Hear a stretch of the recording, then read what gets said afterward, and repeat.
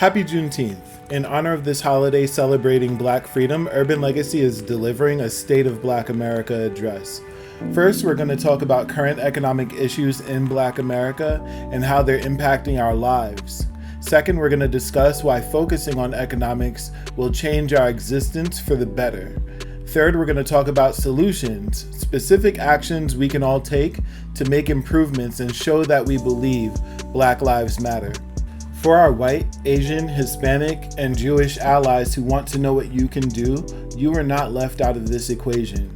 Do what you would do if we were you.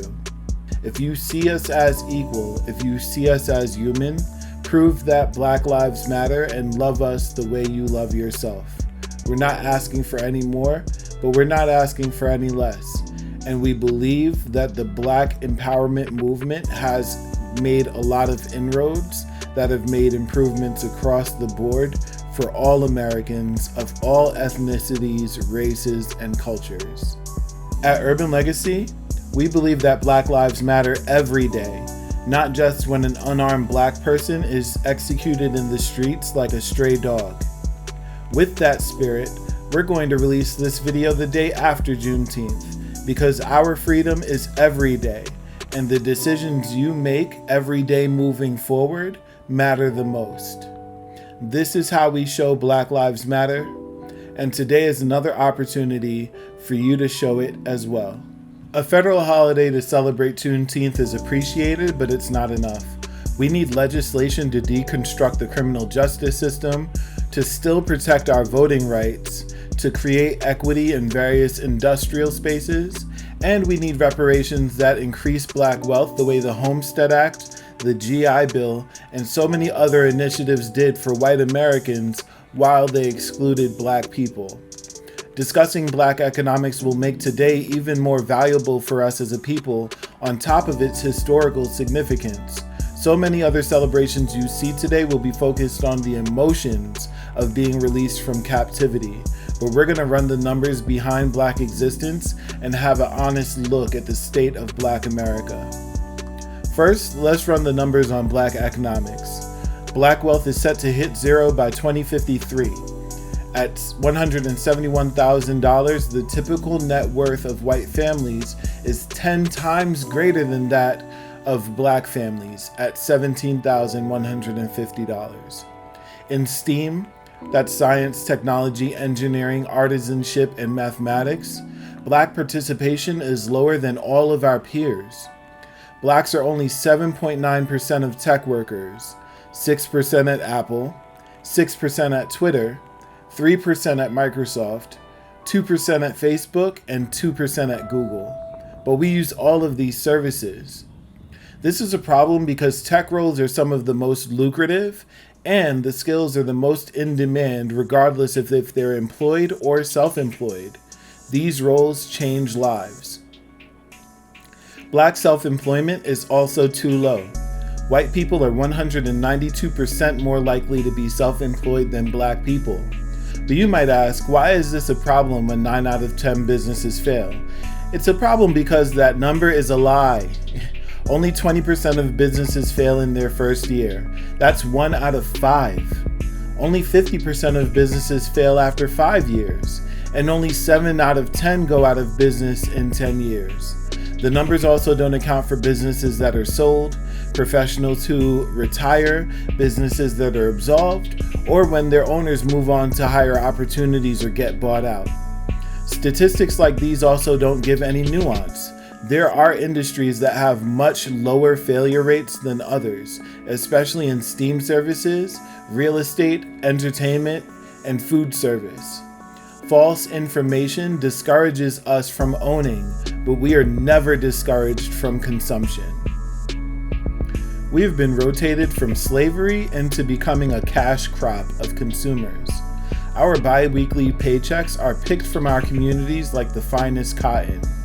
You might have heard that Nielsen said Black buying power is 1.2 trillion annually, but now that number is 1.4 trillion. That's more buying power than the GDP of Spain, Australia, Switzerland, Mexico, and so many other nations. We watch movies and comic books about fictional nations that were hidden inside others, and we have our own Wakanda right here in America. If we don't own our businesses, where is that money going? We don't even own the stock of the companies we buy from. Only 33.5% of Black households own stock. If we don't own buildings and investment properties, where is our rent going? We need to start spending in Black communities and creating those opportunities to spend. Let's make a concerted effort.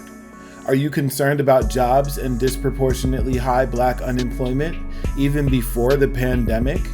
Well, small businesses account for 51% of private industry employment. That means the best job program we could create is an entrepreneurship program. Finally, although STEAM skills and entrepreneurship are excellent means of getting the resources to amass wealth, the number one way to transfer intergenerational wealth is still homeownership. Only 44% of Black families own homes, compared to 73.7% of white families. But aren't we doing better than before? No. Black homeownership is stagnant since the 1968 Fair Housing Act. Most activist groups want you to focus on affordable housing instead of figuring out how to help you afford to own a home. Everyone is paying a mortgage. You're either paying your own mortgage or you're paying your landlord's. These are not problems unique to the poor. In the Black middle class, families have a lower chance of retaining intergenerational wealth than their white counterparts. Black inheritors have a smaller chance of keeping their family home than their white peers. College-educated Black people have a lower chance of attaining the income level of their parents or their peers. Black employees are disciplined, fired, and kept from promotions at a higher rate than their counterparts. Black women are the most educated race-gender combination, but they are also the most indebted by student loans. Tropes like every generation does a little bit better and the arc of the moral universe is long, but it bends towards justice are just not statistically true. Systematic racism is designed to be intentional and dispassionate. We have to be more strategic and just as intentional. Black people need to own more. We need to own our own skills, our own places of employment, and the places where we rest our heads at night. We have gone from slaves to a cash crop. This Juneteenth, we need to figure out ways to evolve from a cash crop into wealth holders. If our buying power isn't going into the hands of our community members, it's going into someone else's. We haven't even scratched the surface of these topics on wealth or their statistics, but let's talk about how and why we should address these issues. The number one reason to own a home is to give your family a place to live that you own. The second is you can use the tax deduction and leverage the equity for credit. Third, you won't be paying someone else's mortgage with your rent. You'll be paying your own mortgage and building the wealth in the value of the home that you own. If you own an investment property like a two-family home, you can rent out the space and make passive income. Somebody will be paying your mortgage. It's the number one way to pass down wealth, and you can leave a home to your family. Owning a home gives you an opportunity to start a neighborhood association or join one and give input on your city's budget, the policing budget, the school district behavior, and so many other political issues we care about and fight for on a daily basis. There are even more grant opportunities, such as if you care about clean energy and want to make your home sustainable. All of these benefits to owning a home will also be passed down as your home is passed down intergenerationally. Self-employment is similar. Owning your own business comes with tax deductions. If you grow, you might even be able to sell that business one day. Business ownership also comes with access to business credit lines that help you find the materials to grow your income source.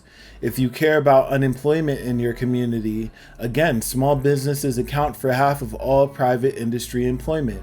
You might be the one with jobs instead of depending on handouts from job programs. Do you care about political issues? You can become a benefit corporation so your bottom line can address social issues. There are so many businesses out there right now that are dealing with prison recidivism rates by giving entire populations of people who have been incarcerated roles in their business. Most important, the revenue you generate can be put towards other wealth building activities, such as owning a home or investing in the stock market, and most often it's tax-free or tax-deductible. One of our strategic partners once said to me, entrepreneurship is important because you can't pass down a job, but you can pass down a business. And just like owning a home, you can give your family an early start on ownership by leaving your income-earning business to them. Why is STEAM so important? Science, technology, engineering, artisanship, and mathematics are the factors and means of production in our society. Technology is one of the most lucrative fields to get into, but the tech talent gap is literally leaving millions of roles available. Technology is known for disruption, and it's projected that the tech industry will eliminate millions of professional jobs.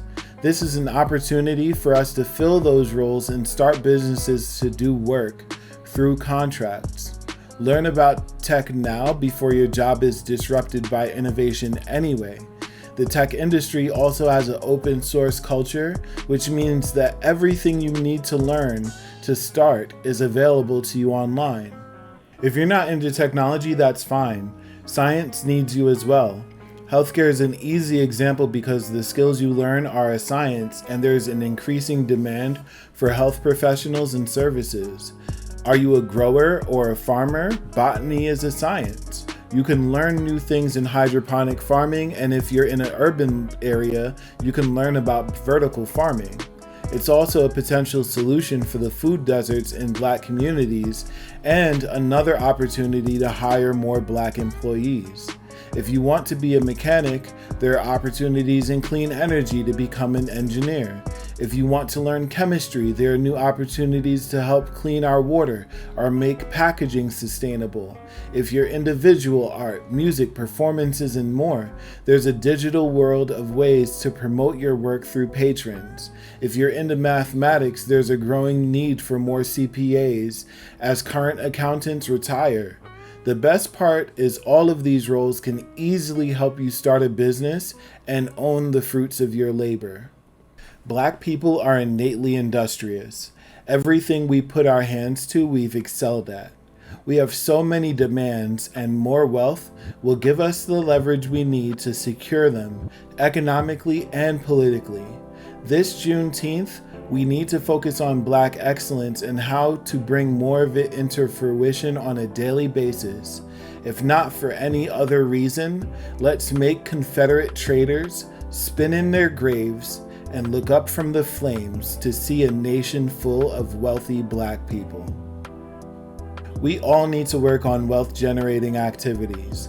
Learn a new STEM skill. If you care about coding, there are websites like codecademy.com or freecodecamp.org that will teach you the basics of coding and programming. If you care about anything else, or everything else, there are sites like Skillshare.com, Brilliant.org, or Coursera.org where you can learn anything else and then sell that skill. Support our STEAM professionals and trainers who want to bring these skills to you and the next generation. There are many organizations that focus on training you and yours, but they go without support because they're outside of most of our comfort zones. Urban Legacy is starting programs in all of these sectors, and we know a multitude of other organizations who also want to help. There's Soulful Synergy that is training youth and young adults to bring them into the clean energy economy as engineers. There are small business incubators like the Power Lab in Yonkers and the Forward Thinkers in Mount Vernon who exist to help small businesses grow through discipline and accountability. There's the STEM Alliance of Larchmont-Mamaroneck that is dedicated to showing a new generation how they can turn their natural aptitude for technology into a STEM career. We're going to keep making content like this that share data and resources so that you have the knowledge and the tools to build your wealth and help the Black community grow. Consider self-employment, especially in industries where you have a skill that can easily be sold. If you have that skill, Urban Legacy can show you how to start a business with that service alone, and you could build from there, even while you keep the job that you have today. We can provide you a list of industries that have a low failure rate, and you can see if those skills are applicable to any of them. If you have a product already, you can start a Shopify store and make your first sales within a half an hour. There are also programs like Wix, Squarespace, and WordPress where you can easily offer your services with almost zero overhead and absolutely zero venture capital needed. If you are a Black person, you can find as a minority-owned business, government contracting opportunities. There are so many opportunities, and we need to capitalize on all of them. Instead of spending your capital outside of your community, be intentional about finding a Black-owned business to support or save your money to buy a home purchase. Did you know that you can take a hardship deferment from your 401k to finance the down payment of your first home tax-free? Buy stock. Start a 401k. There are apps like PayPal or Robinhood or Cash App and so many more where you can buy stock that are probably already on your phone. This way, when you inevitably spend your hard-earned money with Amazon, Google, or any of the other tech giants, at least you own a piece of the pie. You'll probably know more about them as a consumer than many business analysts would. To conclude, as of June 19th, 2021, we are not free. We are not financially independent from white supremacy. But we've seen time and time again that when Black people put our minds to anything, we are always successful. With the help of our allies, we can do even more. What if we focused our energy on lifting each other up financially? What if we do it knowing that we are going to leverage that wealth to fulfill our social and political goals? What if we starve racism to death by not supporting it economically ever again? To celebrate Juneteenth, in the spirit of Black Wall Street and so many other lost cities of Black excellence, let's do exactly that. We are not saying everybody will be an entrepreneur. We are not saying everyone can run a business. Not everyone is going to own a home, but more could, and it could be you. God bless you. God bless your friends and family, and God bless Black America.